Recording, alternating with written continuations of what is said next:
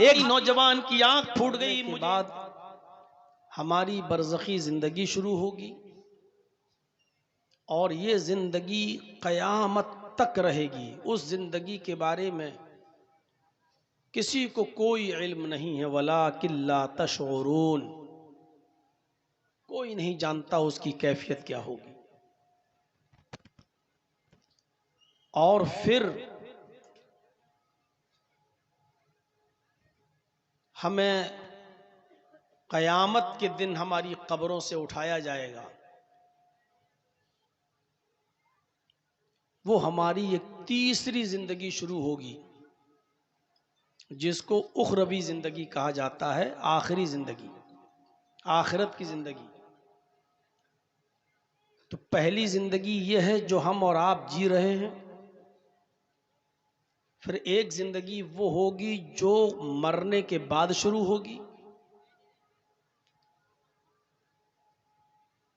और वो क़यामत तक रहेगी। फिर क़यामत के बाद हमें हमारी असली बॉडी और शक्ल के बाद में हमारी रूह को डालकर हमें दोबारा उठाया जाएगा। वो क़यामत का दिन होगा, वो हमारी तीसरी ज़िंदगी होगी, और उसी को उखरवी और आखिरत की ज़िंदगी कहा जाता है, जिसमें हमें हिसाब व किताब देना होगा और अच्छे आमाल की बुनियाद पर या बुरे आमाल की बुनियाद पर हमारा फैसला होगा, जन्नत या जहन्नम। अल्लाह रब्बुल आलमीन हम सबको जहन्नम के अजाब से महफूज फरमाए और हम सबको जन्नत का मुस्तहिक बनाए। वो दिन बड़ा अजीब दिन होगा। और आज मैं अपनी तकरीर में, अपने खिताब में,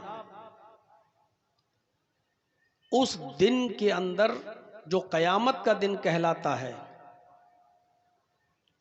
जो तकरीबन 50,000 साल का दिन होगा, नफ्सा नफ्सी का आलम होगा, और सूरज मात्र 1 मील के फासले पर होगा। तकूनु शम्सु यौमल क़यामती का मिक़दार मील, सिर्फ 1 मील के फासले पर होगा। और इंसान पसीने में डूबा हुआ होगा अपने आमाल के बकद्र। जिसके जैसे आमाल दुनिया में रहे होंगे, अगर कुछ बुरे अमल किए हैं तो कुछ लोग टखनों के बराबर पसीने में डूबे होंगे,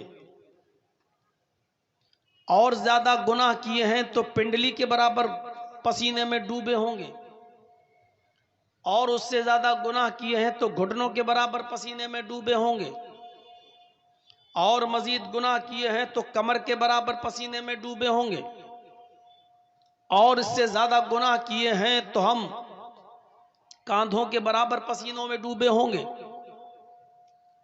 और इससे भी ज्यादा गुनाह किए हैं तो बहुत से लोग पसीने के अंदर डुबकी लगा रहे होंगे और गोता लगा रहे होंगे।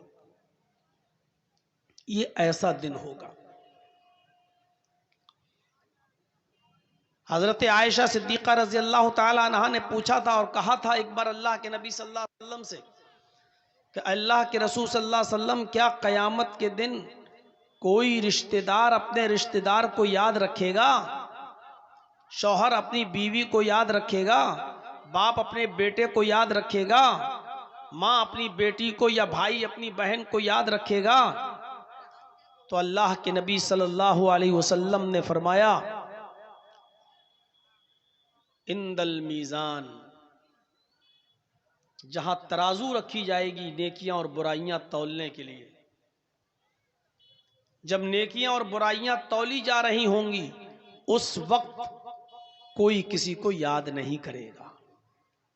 हर इंसान को अपनी फिक्र होगी कि हम नेकियों में भारी हैं या नहीं, हमारे आमाल का पल्ला भारी है या नहीं, हम जन्नती हैं या नहीं।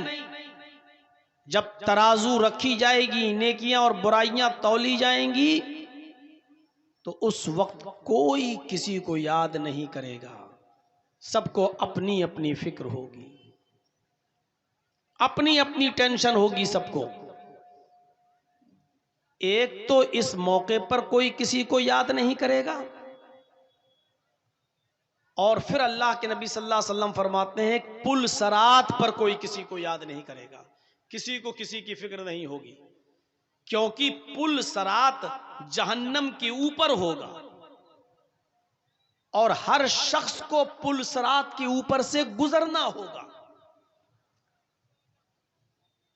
अगर दुनिया में अच्छे अमाल नहीं किए तो उसका हाथ छूट जाएगा और वो सीधे जहन्नम में गिर जाएगा, और जिसके अच्छे अमाल रहे होंगे वो पलक झपकते ही उस पुल सरात को पार कर जाएगा। तो जिस वक्त पुल सरात पर इंसान को गुजारा जाएगा उस वक्त कोई किसी को याद नहीं करेगा, हर शख्स ये चाहेगा कि मैं आसानी के साथ पुल सरात से गुजर जाऊं।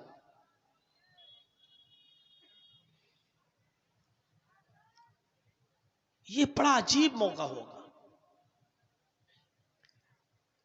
और इस कयामत के दिन, अभी जन्नत और जहन्नम का मामला छोड़ दीजिए, अभी हिसाब व किताब की बात छोड़ दीजिए, अभी कयामत के दिन कामयाब लोग कौन होंगे? और सूरज जो 1 मील के फासले पर होगा, जासूस तपिश होगी, 50,000 साल का एक दिन होगा, इस दिन में कौन लोग सुकून के साथ होंगे? अल्लाह रब्बुल आलमीन के अर्श का साया होगा, उस साए में जो लोग होंगे बस वही लोग सुकून के साथ होंगे। उस दिन उन्हीं को आराम मिल पाएगा, सूरज की गर्मी से वही लोग महफूज रहेंगे और पसीने में वही लोग नहीं डूब रहे होंगे जिनको अल्लाह के अर्श का साया मिलेगा। अब अर्श का साया किसको मिलेगा? अर्श का साया किसको नसीब होगा? वही हदीस मैंने आपके सामने पढ़ी है, और आज यही 7 किस्म के लोग हम आपको बताएंगे जो अल्लाह के अर्श के साए में होंगे। और जितने भी मुसलमान यहां बैठे हैं और जहां तक मेरी आवाज जा रही है, मेरे भाइयों, हर मुसलमान ये गौर करे कि ये 7 किस्म की खूबियां हमारे अंदर पाई जा रही हैं या नहीं पाई जा रही। ये 7 खूबियां हमारे अंदर हैं या नहीं? अगर हैं तो काबिले मुबारकबाद हैं आप, और अगर ये 7 खूबियां हमारे और आपके अंदर नहीं पाई जा रही हैं तो हमें अल्लाह के अर्श का साया भी नहीं मिलेगा। जहन्नम में जो दुर्गत होगी वो अलग, ये 50,000 साल का दिन भी हमारे ऊपर एक पहाड़ बन के गुजरेगा और हमारे लिए मुसीबत होगा। इसलिए ये 7 खूबियां अपने अंदर पैदा करने की कोशिश कीजिए। वो 7 खूबियां क्या हैं? वो 7 किस्म के लोग कौन हैं? आइए।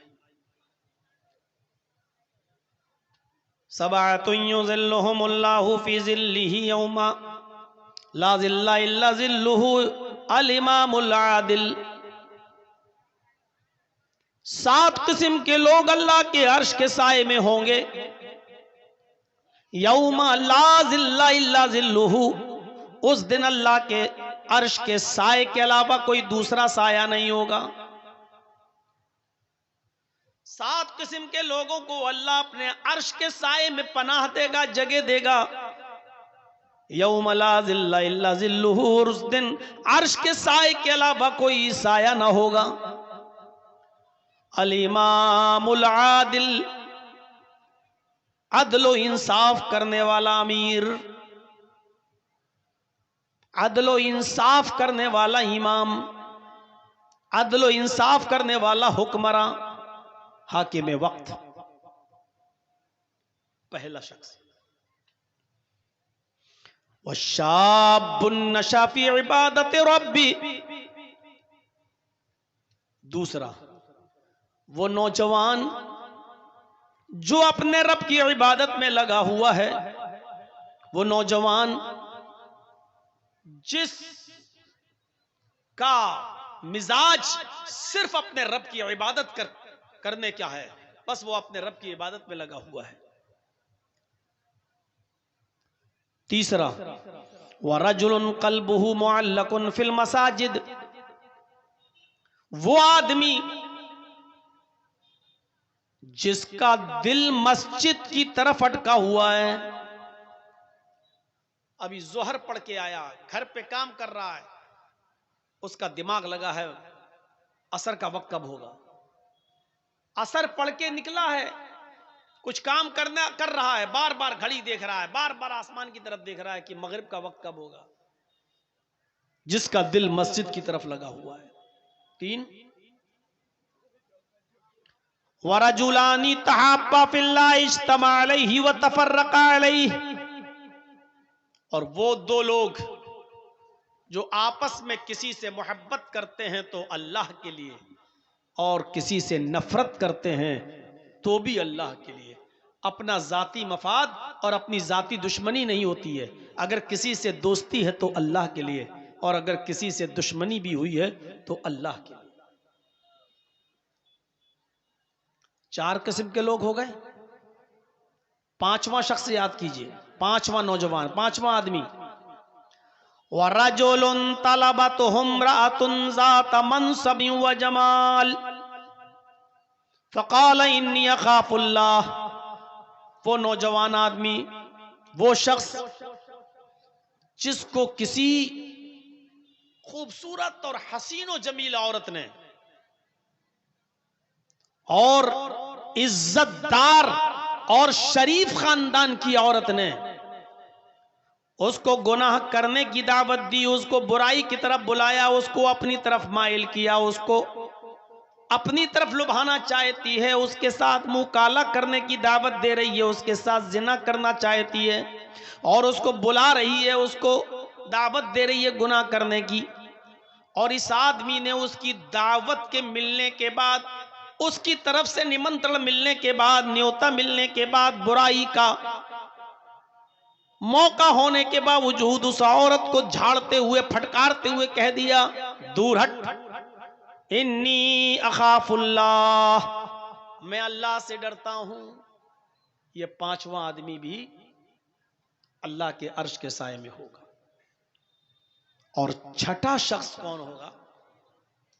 वरजुलुन तसद्दक़ बिसदक़तिन फ़अख़फ़ाहा, ऐसा आदमी, ऐसा शख्स जिसने सदका किया, जिसने खैरात किया, जिसने किसी गरीब की, जिसने किसी जरूरतमंद की मदद की और सदका किया, फ़अख़फ़ाहा, और उसको छिपाया, चुपके से किसी की मदद की, और चुपके से भी इतनी खामोशी के साथ उसने मदद की किसी गरीब की, हत्ता ला तालमा शिमालुहु मा तुनफिकु यमीनुहु, कि उसका दायां हाथ क्या किसी को दे रहा है, उसका दाहिना हाथ किसी को क्या दे रहा है, उसकी खबर उसके बाएं हाथ को भी ना पता चले। यानी चुपके से, आप बाप ने किसी को कुछ दिया, बेटे को भी पता नहीं चला, शौहर किसी की मदद कर रहा, बीवी को भी पता नहीं चल रहा है, और उस आदमी को भी बदनाम नहीं कर रहा है जिसकी वो मदद कर रहा है। यानी चुपके से किसी की मदद की, दाएं हाथ से दिया, बाएं हाथ को भी खबर नहीं हुई, ये आदमी भी क़यामत के दिन अल्लाह के अर्श के साए में होगा। और आखिरी शख्स, 6 हो गए, लास्ट, वरजुलुन ज़करल्लाह खालियन फ़फ़ाज़त ऐनाह, वो 7वां आदमी भी अल्लाह के अर्श के साए में होगा, जिसने अल्लाह को अकेले में याद किया, जिसने अल्लाह को तन्हाई में याद किया, जिसने अल्लाह का जिक्र तन्हाई में किया, जिसने अल्लाह को तन्हाई में याद किया, अकेले में, रात की तारीकी में, रात के अंधेरे में पूरी दुनिया सो रही है, उसकी बीवी सो रही है, उसके बच्चे सो रहे हैं सब, और वो उठा, वुजू बनाया और घर के एक कोने में रो रहा है, अल्लाह को याद कर रहा है, अल्लाह के अजाब को सोच सोच कर, अजाब कब्र का तसव्वुर कर करके, जहन्नम के बारे में सोच सोच कर, मैदान महशर की जासूस तपिश के बारे में सोच सोच कर अल्लाह का जिक्र कर रहा है और अल्लाह को याद करते हुए रो रहा है। उसके आंखों से आंसू बह पड़े, फफाज़त ऐना, अल्लाह के अज़ाब का तसव्वुर करते हुए, अल्लाह का जिक्र करते हुए उसकी आंखों से आंसू बह पड़े और रो दिया। तो ऐसा अल्लाह का जिक्र करके जिसकी आंखों के आंसू गिर पड़े, जमीन के ऊपर टपकने लगे, रोने लगा, ऐसा आदमी भी अल्लाह के अर्श के साए में होगा। ये 7 किस्म के लोग, इनमें पहला शख्स उठाइए। अब कितनी गौर से सुन रहे हैं आप? किसी को खड़ा करके पूछें कि मैंने 7 लोग बताए हैं, कौन कौन हैं? अभी बताए ना। अगर किसी को खड़ा करके पूछूं तो अभी 4 आदमी भी नहीं गिना पाएगा। पहला शख्स अल इमामुल आदिल, अदलो इंसाफ करने वाला अमीर, हाकिम वक्त। और याद रखिए, सब हाकिम है। हाकिम सिर्फ वही नहीं है जो हुकूमत चला रहा है, आप भी अपने घर के हाकिम हैं। अल्लाह ताला ने मर्द को औरत का हाकिम बनाया है। अर्रिजालु कव्वामूना अलन निसा, मर्द औरतों पर हाकिम है। बाप अपनी औलाद पर हाकिम है। भाई आप बाप हैं, 4 बेटे, 2 बेटियां, 3 बेटियां हैं ना आपकी, आप उनके हाकिम हैं। अब आप इंसाफ करते हैं या नहीं करते? अपनी बीवी के साथ, अपने बच्चों के साथ? माफ कीजिएगा, अगर आपने अपनी औलाद के साथ इंसाफ नहीं किया तो अल्लाह के अर्श का साया नहीं मिलेगा। बुनियाद ही गिर रही है। जन्नत जहन्नम बात की बात है, बुनियाद ही में फेल हो रहे हैं। हजरत नौमान इब्ने बशीर रजी अल्लाह ताला अन्हु फरमाते हैं कि एक बार मुझे मेरे बाप, मेरे वालिद अल्लाह के नबी जनाब मोहम्मद रसूलुल्लाह सल्लल्लाहु अलैहि वसल्लम की खिदमत में ले गए। अल्लाह के नबी सल्लल्लाहु अलैहि वसल्लम के पास ले गए। कौन? नौमान इब्ने बशीर के बाप। नौमान इब्ने बशीर फरमाते हैं कि मुझे मेरे बाप हाथ पकड़ कर लेकर गए और अल्लाह के नबी सल्लल्लाहु अलैहि वसल्लम की खिदमत में पहुंचे और अल्लाह के नबी मोहम्मद रसूलुल्लाह सल्लल्लाहु अलैहि वसल्लम से फरमाने लगे, आय अल्लाह के नबी, हाजा इब्नी, ये मेरा बेटा है। आय अल्लाह के नबी, ये मेरा बेटा है। मेरे पास एक गुलाम है जो मेरा गुलाम है, वो गुलाम मैं अपने बेटे को गिफ्ट कर रहा हूं, वो गुलाम मैं अपने बेटे को दे रहा हूं, वो गुलाम आज के बाद मेरे बेटे का होगा। अय अल्लाह के नबी सल्लल्लाहु अलैहि वसल्लम, आप गवाह बन जाइए कि मैं अपने बेटे को गुलाम दे रहा हूं। बाद में अगर कोई झगड़ा हो, कोई उस पर दावा ठोके, तो आप गवाही दे दीजिएगा कि नहीं, मेरे सामने नौमान इब्ने बशीर के बाप ने अपना गुलाम अपने बेटे को दिया था। नबी अकरम सल्लल्लाहु अलैहि वसल्लम ने नौमान इब्ने बशीर के बाप से पूछा, क्या तुम्हारे और भी बच्चे हैं, और भी बेटे हैं? उन्होंने जवाब दिया कि हाँ, हमारी और भी औलादें हैं, हमारे और भी बेटे हैं। फरमाया, क्या तुम उनको भी एक एक गुलाम दे रहे हो? क्या तुम उनको भी एक एक गुलाम दे रहे हो? नौमान इब्ने बशीर के बाप ने फरमाया, नहीं, मैं सिर्फ अपने इसी एक बेटे को, एक गुलाम है, वो मैं इसको हिबा कर रहा हूँ, वो मैं इसको दे रहा हूँ। अल्लाह के नबी जनाब मोहम्मद रसूलुल्लाह सल्लल्लाहु अलैहि वसल्लम फरमाते हैं, फिर अपने इस बच्चे से भी वो गुलाम ले लो। अगर देना है तो सारे बेटों को एक एक गुलाम दो, और अगर नहीं देना है तो इस बच्चे से भी ले लो। मैं बेईमानी के सौदे पर, मैं बेईमानी के सौदे पर गवाह नहीं बनता। मुझे गवाह बनाना है तो ईमानदारी के साथ गवाह बनाओ, सबको एक एक गुलाम दो, और अगर एक एक गुलाम सबके लिए नहीं है तो अपने बेटे से भी वो गुलाम ले लो, नुअमान इब्ने बशीर को भी मत दो। ये अदल होना चाहिए बाप का। कितने लोग हैं आप बाप होंगे, 4 बच्चों के, 5 बच्चों के, 6, गौर करें जमीन और जायदाद का बंटवारा, गौर करें। क्या आपने वसीयत की?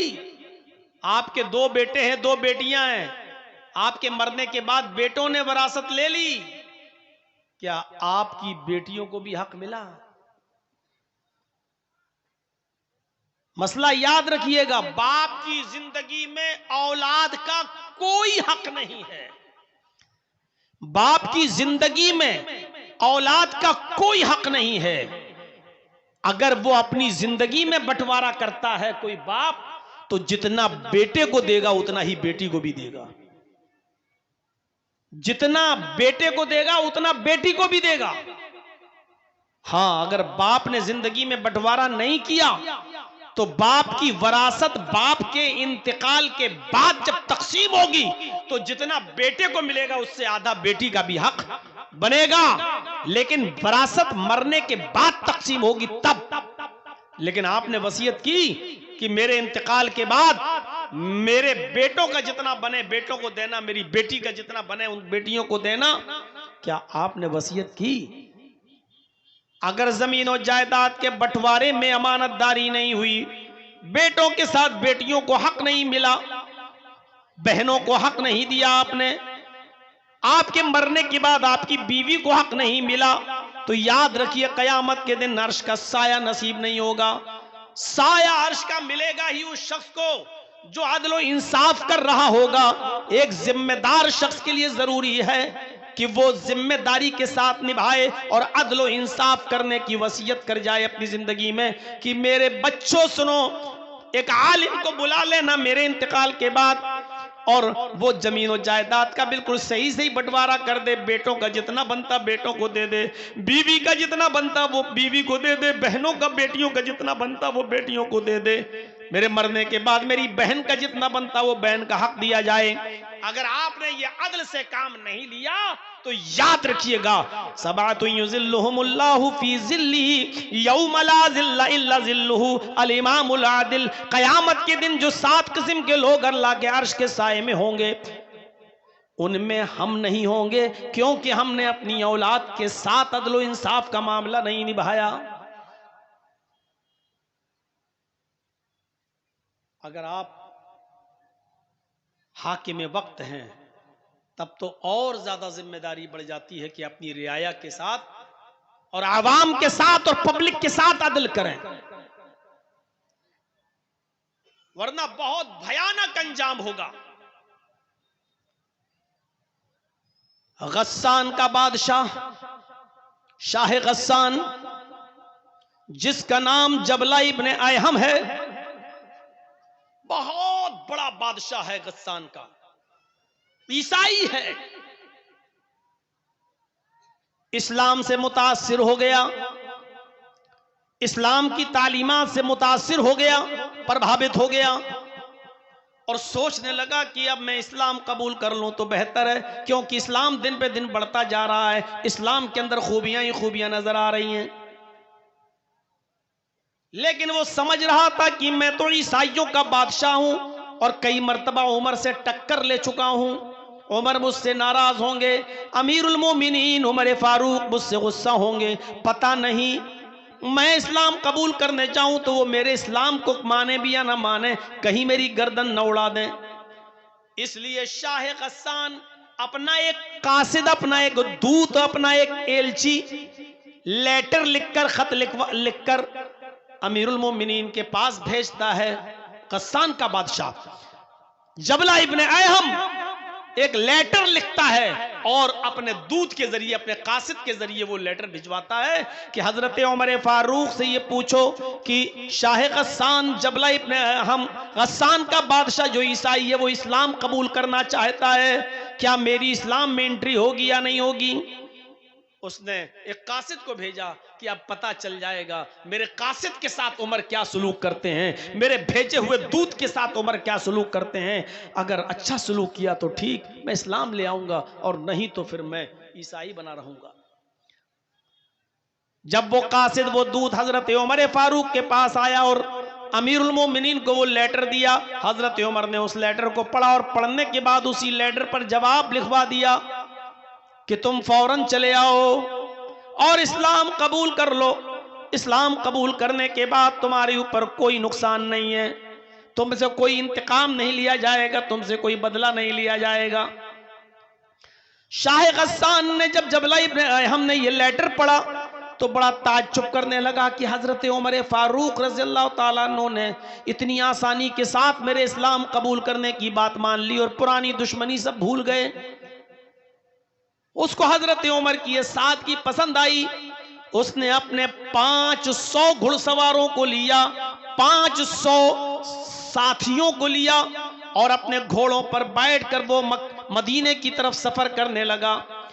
अपने साथियों के साथ जैसे ही मदीने आया तो हजरत उमर फारूक का शहर मदीना आने से पहले उसने एक जंगल के अंदर खेमा डाला, एक जंगल के अंदर पड़ाव डाला और यहाँ आने के बाद रुक गया और यहीं से उसने खबर भेजी कि मैं आ चुका हूँ, अब मैं आपसे मिलने आऊँ या नहीं आऊँ। हजरत उमर फारूक ने उसको इजाजत दे दी कि जब तुम आ ही चुके हो तो अब शौक से तुम मदीने के अंदर दाखिल हो जाओ। हजरत उमर ने अपने सहाबा को भी लगा दिया कि इन मेहमानों की अच्छी तरीके से मेहमान नवाजी करना। वो शाह गस्सान बेहतरीन मुकुट और ताज पहने हुए, दोनों तरफ उसके डायमंड हीरे लगे हुए, कीमती हीरे लगे हुए हैं, कबूतर के अंडे के मानिंद कीमती हीरे जड़े हुए ताज पहनकर वो ईसाइयों का बादशाह, गस्सान का बादशाह जब मदीने में अपने 500 साथियों के साथ दाखिल होता है तो हजरत उमर फारूक ने इस काफिले का बहुत स्वागत किया, बहुत अच्छी खातिर मदारात की और इनकी मेहमान नवाजी की और कलमा पढ़ाकर उसको इस्लाम कबूल करवा दिया। वो मुसलमान हो गया। शाह गस्सान ईसाइयों का बादशाह, वो मुसलमान हो जाता है। जो चीज मैं आपको बताना चाहता हूं वो सुनते रहिए नौजवानों। ये तकरीर मेरी आज की और दूसरी जगहों की तकरीरों से बिल्कुल अलग है, बिल्कुल अलग हटकर है। ये वाकयात मैंने आज तक किसी और तकरीर में अपनी 20-22 साल की जिंदगी में तकरीरी दौर में नहीं बताए जो आज मैंने आपके सामने ये रखा है। वो शाह गस्सान जब मदीने में दाखिल होता है 500 साथियों के साथ और इस्लाम ले आता है, हजरत उमर फारूक उसकी इज्जत और खातिर मदारात कर रहे हैं।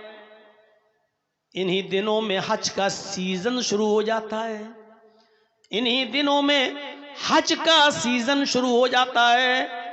मदीने से लोग मक्के की तरफ हज करने जा रहे हैं। हजरत उमर फारूक ने शाह गस्सान से जबला इब्न अहम से कहा कि क्यों ना आपको भी हज का मौका मिल रहा है, तुम भी चलो और तुम भी हज कर लो। हम लोग जा रहे हैं हज करने के लिए, आए गस्सान के बादशाह, तुम्हें भी हज मुबारक हो और मैं चाहता हूं कि तुम भी मेरे साथ हज करने के लिए चलो। वो भी तैयार हो गया और शाह गस्सान जब तैयार होता है हज करने के लिए रवाना हुआ अपने साथियों के साथ। और ये सब लोग जब मक्के में पहुंचे तो अलग अलग हो गए। चलो जाओ, अब तवाफ के बाद मिलेंगे, उम्रे के बाद मिलेंगे, बाद में मुलाकात होगी। हजरत उमर भी तवाफ करने लगे और खाने काबा पहुंचने के बाद शाह गस्सान भी तवाफ करने लगा। एक खूबसूरत लुंगी पहने हुए था एहराम की शक्ल में, ऊपर एक चादर डाले हुए था और बेहतरीन किस्म की एक लुंगी पहने हुए था। बादशाह था, चूंकि वो पैसों की उसके पास कोई कमी नहीं थी। वो तवाफ करने लगा। दौरान तवाफ एक नौजवान सहाबी से, जो एराबी था, जो देहाती था, वो नौजवान सहाबी भी तवाफ कर रहा था। भीड़ ज्यादा होने की वजह से इस नौजवान आदमी का पैर शाह गस्सान की लुंगी के ऊपर रख गया। ऐसे वो तवाफ हो रहा था तो ऐसे वो पैर से लुंगी दब गई, शाह गस्सान की लुंगी दब गई। शाह गस्सान जब आगे बढ़ा तो उसकी लुंगी खुल गई। शाह गस्सान की लुंगी खुल गई। चादर इतनी लंबी थी ऊपर वाली, जो नीचे तक थी उसकी शर्मगाह नहीं दिखाई दी, सतर नहीं खुला, उसकी लुंगी खुल गई। इसने जल्दी से, नौजवान ने, इस मुसलमान सहाबी ने जल्दी से उसकी लुंगी उठाकर उसको दी कि भाई गलती से, धोखे से मेरा पैर तुम्हारी चादर पर, तुम्हारी लुंगी पर रख गया। शाह गस्सान ने देखा एक गरीब आदमी जिसके एहराम में पैबंद लगे हुए हैं, जिसके कपड़े में जोड़ लगे हुए हैं, इस कमीने ने, इस कमबख्त ने मेरी लुंगी को अपने पैर से दबा दिया। शाह गस्सान पीछे मुड़ा और उसने एक जोरदार थप्पड़ इस मुसलमान नौजवान को, इस सहाबी को मार दिया। देखो उस लड़के को रोको तो लाल लाइट मार रहा है। यही माँ बाप ने सिखाया है। इतने इतने से बच्चे हैं, इनको ये भी नहीं मालूम लाइट कहां मारी जाती है।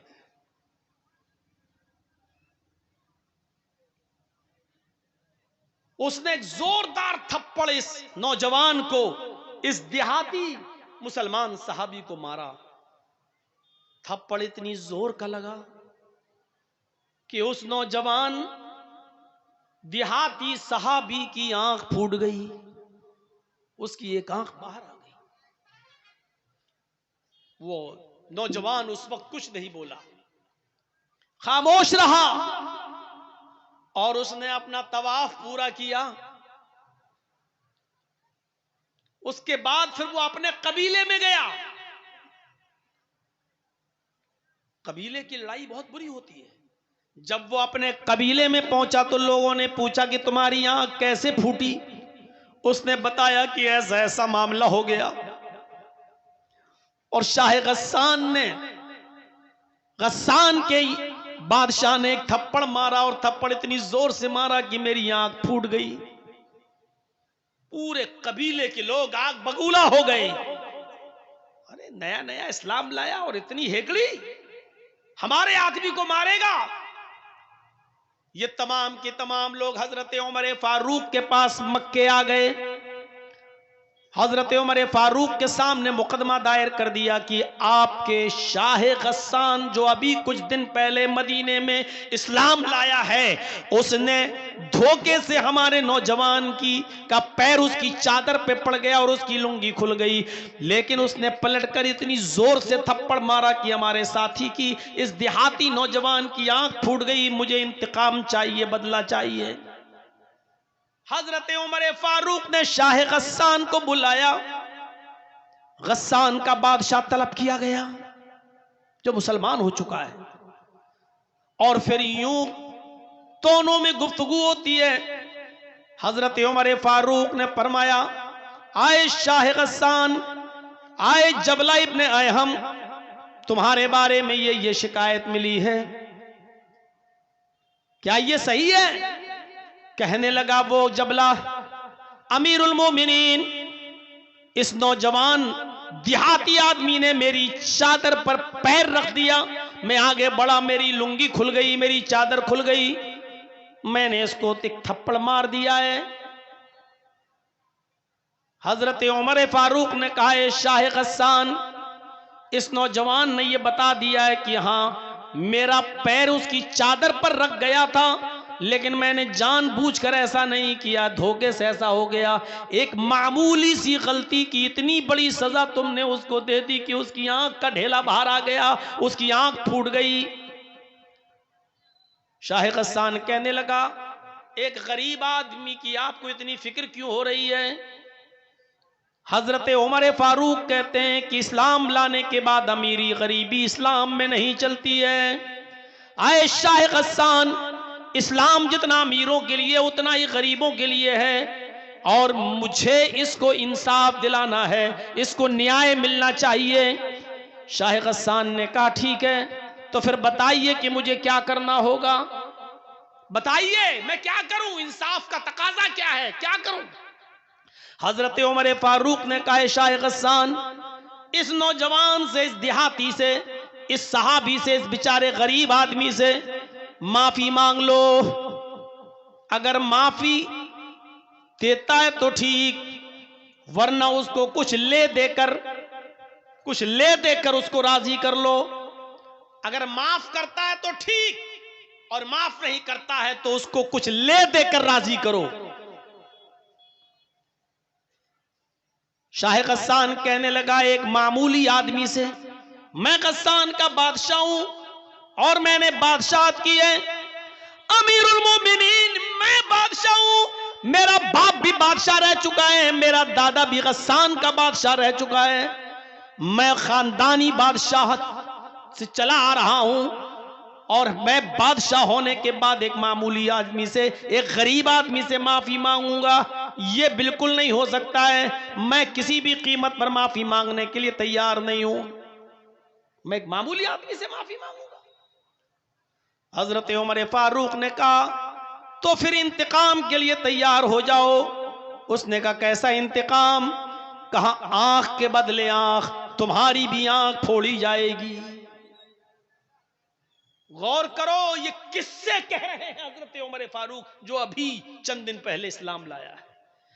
बादशाह 500 लोगों के साथ इस्लाम लाया है, गस्सान का बादशाह है।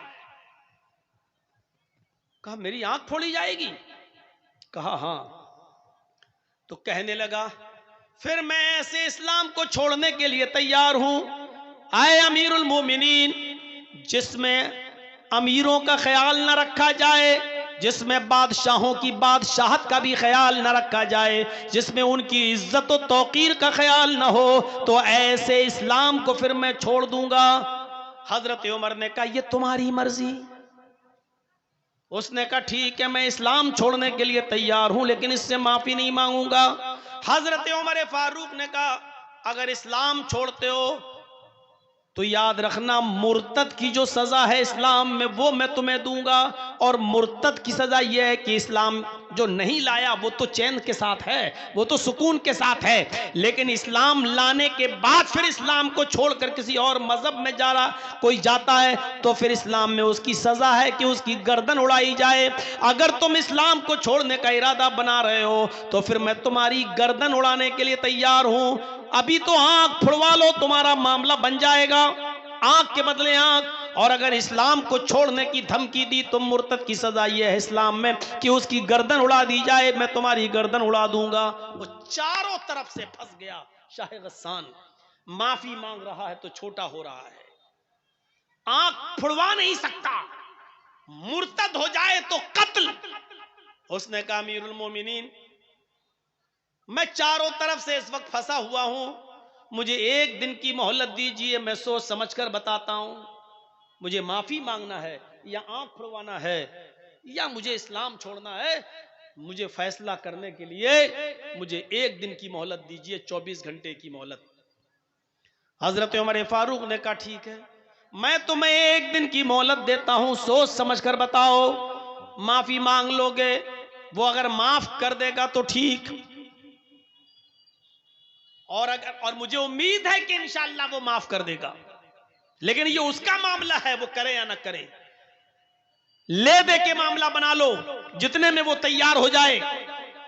इस पे भी नहीं बनता है तो फिर आंख फुड़वाओ, कोई एक फैसला, जाओ मैं तुम्हें एक दिन की मोहलत देता हूं। वो अपने बस्ती में गया जहां रुका हुआ था 500 आदमियों के साथ, और उन लोगों से कहता है कि ऐसा ऐसा मामला है, इस इस्लाम में हमारी कोई इज्जत नहीं है, तौकीर नहीं है, हमको गरीबों के साथ लाके बिठा दिया गया और कहा कि इसको बदला दो, लिहाजा रात की तन्हाई होने दो, जब सारी दुनिया बेहोशी में सो रही होगी उस वक्त हम 500 आदमी यहां से फरार हो जाएंगे। लिहाजा जैसी रात की तारीकी हुई, रात का अंधेरा आया और सब लोग ख्वाबे गफलत में बेहोश होकर जब सोने लगे तो शाह गस्सान जबला इब्ने हम अपने 500 साथियों के साथ रात के अंधेरे का फायदा उठाकर भाग गया और वो गस्सान पहुंच गया। मेरे प्यारे साथियों, हजरत उमर फारूक ने उसकी कोई परवाह नहीं की। 500 लोग चले गए चाहे, लेकिन इंसाफ का मर्डर नहीं होना चाहिए, अदल बाकी रहना चाहिए। इस्लाम की तालीम यही है कि इंसाफ कायम रहे, एक गरीब आदमी को, एक गरीब नौजवान को भी इंसाफ मिलना चाहिए। हजरत उमर फारूक ने कहा नौजवान वो गया गया, 500 आदमियों को भी ले गया, कोई परवाह नहीं। अल्लाह का शुक्र है कि मैंने अदल को बचाया, मैंने न्याय को बचाया, मैंने इंसाफ को बचाया। मेरे भाइयों, ऐसा अदल करने वाला अमीरुल मोमिनीन हजरत उमर फारूक जैसा शख्स कयामत के दिन अर्श के साए में होगा। ऐसे ही लोगों के बारे में अल्लाह के नबी ने फरमाया कि 7 किस्म के लोग कयामत के दिन अल्लाह के अर्श के साए में होंगे। उस दिन अल्लाह के अर्श के साए के अलावा कोई दूसरा साया नहीं होगा। अल इमामुल आदिल, पहला शख्स अदल इंसाफ करने वाला, हुक्मरा, हाकिम वक्त, अमीर, जो घर का भी जिम्मेदार हो। कबीला बनु मखजूम की एक औरत जिसका नाम फातिमा था, चोरी में पकड़ी गई, अल्लाह के रसूल के पास लाई गई। नबी अकरम सल्लल्लाहु अलैहि वसल्लम ने फरमाया, इसकी चोरी इतनी ज्यादा है कि हद को पहुंच रही है, इसका हाथ काट डालो। लोगों ने कहा अमीर घर की है, बड़े ऊंचे और इज्जतदार घराने की औरत है, अगर इसका हाथ कट गया तब तो नाक ही कट जाएगी उस खानदान की, उस कबीले की। नबी अकरम के सबसे करीबी और सबसे चहीते सहाबी हजरत उसामा के पास सिफारिश के लिए भेजा गया उसामा को कि आप अल्लाह के रसूल के बहुत करीबी लोग हैं, करीबी हैं, आप नबी से सिफारिश कीजिए, शायद अल्लाह के रसूल आपकी बात मान जाएं और उस औरत का हाथ ना कटवाएं। अल्लाह के रसूल ने उसामा से कहा, आए उसामा, अतशफाउ फी हद्दिन मिन हुदूदिल्लाह, फी हुदूदिल्लाह, क्या तुम अल्लाह की हदों में से एक हद के लिए सिफारिश करने आए हो? ये अल्लाह की कायम करदा हदें हैं और तुम कहते हो कि मैं उस औरत को छोड़ दूं। ये सजा मोहम्मद ने नहीं, मोहम्मद के रब ने नाफिज की है। पहले जमाने के लोग इसीलिए बर्बाद हुए क्योंकि उनके अमीर जब कोई गलत काम करते थे तो उनको छोड़ दिया जाता था, और उनके ज़ईफ और कमजोर लोग जब कोई गलत काम करते थे तो उनको सजा दी जाती थी। नहीं, इस औरत का भी हाथ काटा जाएगा, तुम्हारी भी सिफारिश नहीं मानी जाएगी। अल्लाह के रसूल ने सिफारिश रिजेक्ट कर दी उसामा की, और उस औरत का, बनु मखजूम के लड़की का, औरत का हाथ काट डाला गया जिसका नाम फातिमा था। जब उसका हाथ कट गया तो अल्लाह के नबी सल्लल्लाहु अलैहि वसल्लम ने फरमाया, लौ अन्ना फातिमा बिन्त मुहम्मद सरकत लक़तातु यदहा, अगर फातिमा मुहम्मद की बेटी ने चोरी की होती और आज चोरी में वो भी पकड़ी जाती तो आज फातिमा का हाथ भी काटने से मोहम्मद रसूलुल्लाह को कोई नहीं रोक पाता।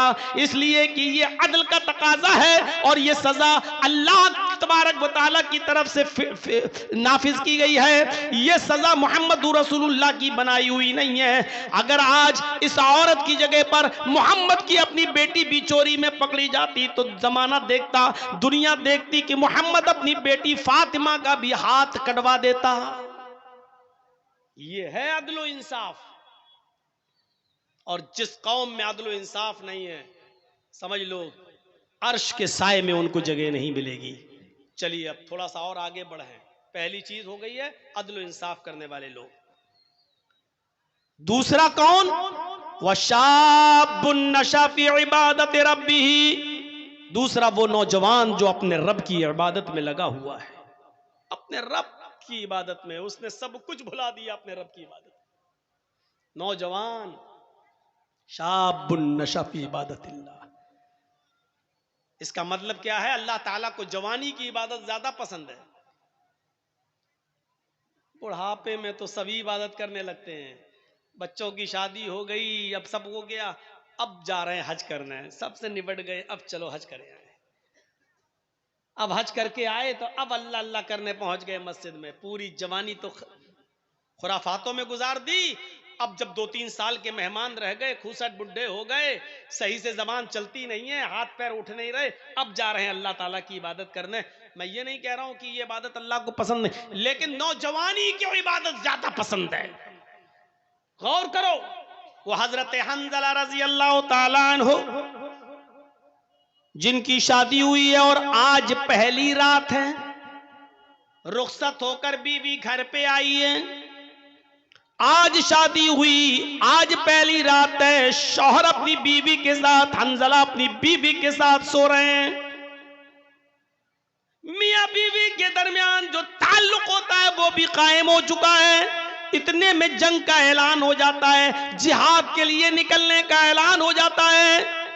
हजरत हंजला उसी कंडीशन में कि अपनी बीवी से मिले हैं, अभी गुस्ल नहीं किए, ऐलान जिहाद सुनते हैं, अपना घोड़ा खोलते हैं और जिहाद के लिए निकल जाते हैं। बीवी कहती है, आए मेरे प्यारे शौहर, मैं तुम्हें रोक तो नहीं रही हूं, जिहाद फर्ज है, तुम्हें जाना भी चाहिए, लेकिन कम से कम गुस्ल तो कर लो, नहा तो लो।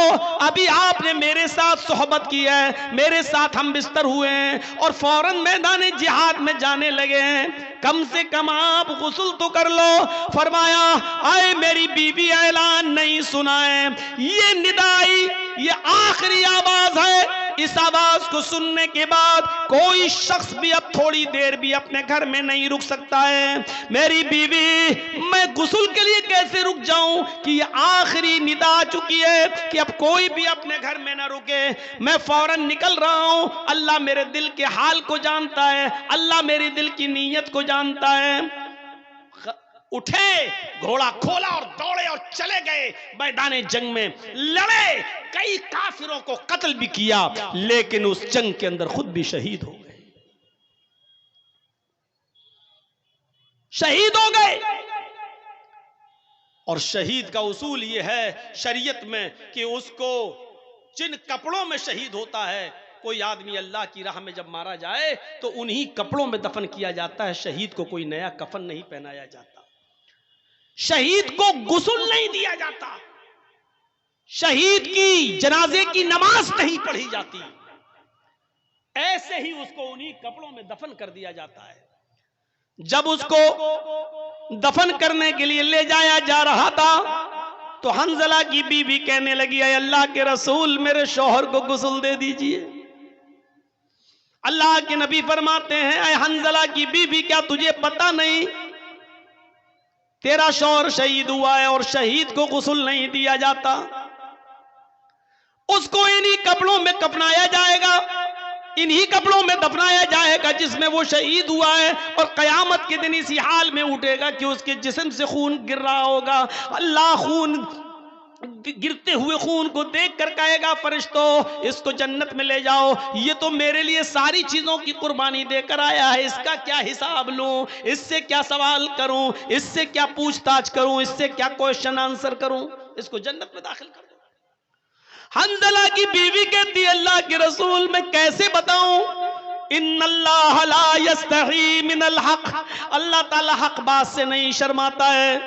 मेरी शादी हुई थी, हंजला ने मेरे साथ रात गुजारी थी और मेरे साथ सोहबत की थी, और जब आखिरी ऐलान सुना तो बगैर गुस्ल के वो निकल गए और जिहाद करने लगे। मैं उस गुस्ल की बात कर रही हूं जो गुस्ल बीवी से मिलने के बाद किया जाता है। हंजला को वो गुस्ल दे दीजिए, क्योंकि हंजला बगैर गुस्ल के निकल गए थे और वो शहीद कर दिए गए।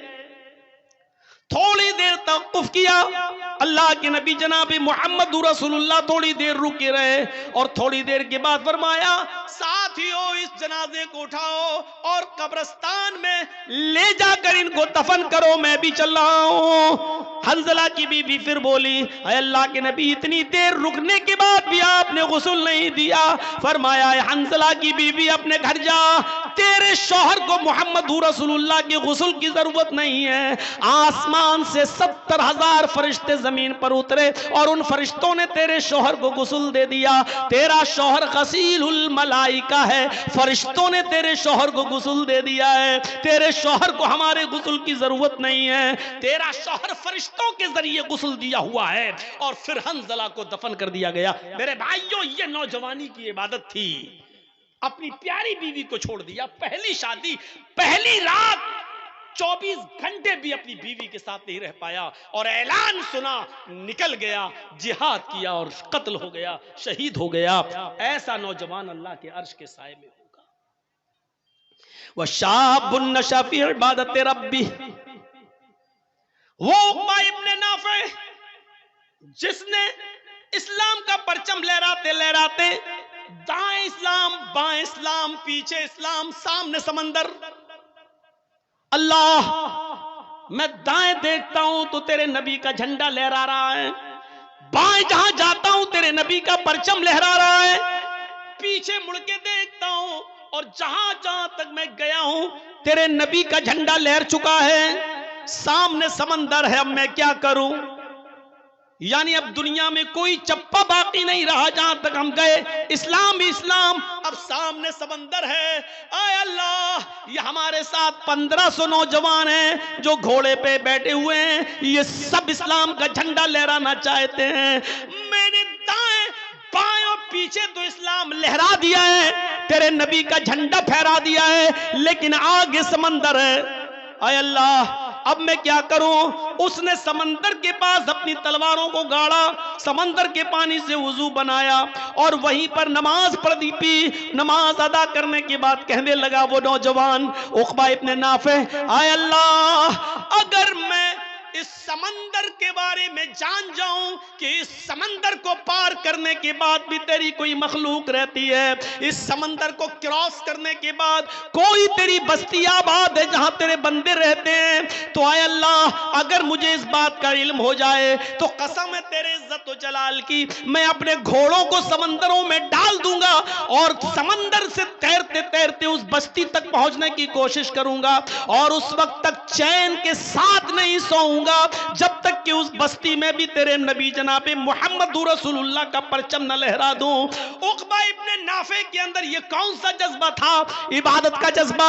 ये कौन सी इबादत थी? ये कौन सी रियाजत थी? मेरे भाइयों, ऐसे ही इबादत करने वाले और हर वक्त नमाज की तरफ, हर वक्त इबादत की तरफ, अल्लाह की इबादत की तरफ जिनका दिमाग लगा हुआ है और जो इबादत में लगे हुए हैं, ये लोग अल्लाह के अर्श के साए में होंगे। ये अल्लाह के अर्श के साए में हम और आप सर्दियों के दिनों में, दिसंबर की और जनवरी की सर्दी में जो अपने ऊपर से कंबल न हटा सके, जो लिहाफ की कुर्बानी न दे सके, जो अपनी नींद की कुर्बानी न दे सके और तसव्वुर किया बैठा हुआ है कि हम अल्लाह के अर्श के साए में होंगे, हमें जन्नत मिलेगी। मेरे भाइयों, जन्नत इतनी सस्ती और इतनी आसान भी नहीं है।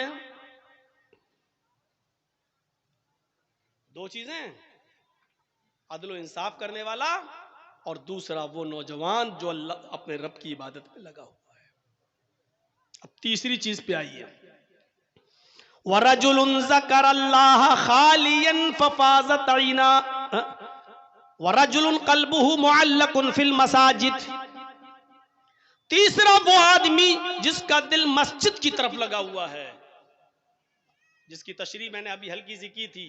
जोहर पढ़ के आया, घर पे काम कर रहा है, अभी टाइम है, हाँ अभी असर में टाइम है, बार बार घड़ी देख रहा है, बार बार सूरज देख रहा है, बार बार आसमान देख रहा है, बार बार कान लगा रहा है, अजान की आवाज तो नहीं आ रही। और जैसे ही असर की अजान हुई फौरन मस्जिद में, असर पढ़ के आया, मगरिब की तरफ दिमाग लगा हुआ है, फौरन मगरिब में, मगरिब पढ़ के आया, घर पे कुछ खाना वाना खाया, बार बार उसका दिमाग, उसका दिल मस्जिद की तरफ लगा है, कब इशा हो, कब इशा हो, कब इशा हो। और जैसे इशा का वक्त हुआ फौरन मस्जिद में, इशा के बाद सो रहा है घर में, बार बार बीच में रात में आंख खुलती है, बार बार घड़ी देख रहा है, बार बार बाहर निकल के देखता कहीं फजर का वक्त तो नहीं हो गया है। और जैसे ही फजर की अजान का वक्त हुआ फौरन मस्जिद में, क़ल्बुहु मुअल्लकुन फिल मसाजिद, जिसका दिल लटका हुआ है मस्जिद।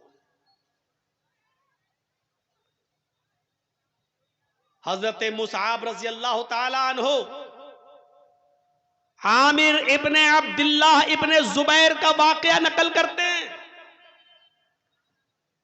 हजरत मुसअब इब्ने उमैर हजरत आमिर इब्ने अब्दुल्लाह इब्ने जुबैर का वाकया नकल करते हुए कहते हैं कि वो सख्त बीमार,